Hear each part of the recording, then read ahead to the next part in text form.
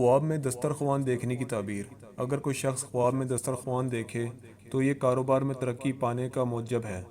اور اگر دیکھے کہ دسترخوان پر بیٹھا ہے تو یہ دولت پانے کا، کاروبار میں ترقی ہونے اور رزق میں توسیع ہونے کی دلیل ہے، اور اگر دیکھے کہ دسترخوان سے بغیر کھائے اٹھ گیا ہے تو یہ رزق میں تنگی ہونے پر دلالت کرتا ہے۔ مزید خوابوں کی تعبیر کی ویڈیوز کے لیے ہمارے چینل کو سبسکرائب کریں، لائک کریں اور شیئر کریں، اور بیل آئیکن کو ضرور دبائیں تاکہ ہماری آنے والی ہر نئی ویڈیوز آپ تک بر وقت پہنچ سکیں۔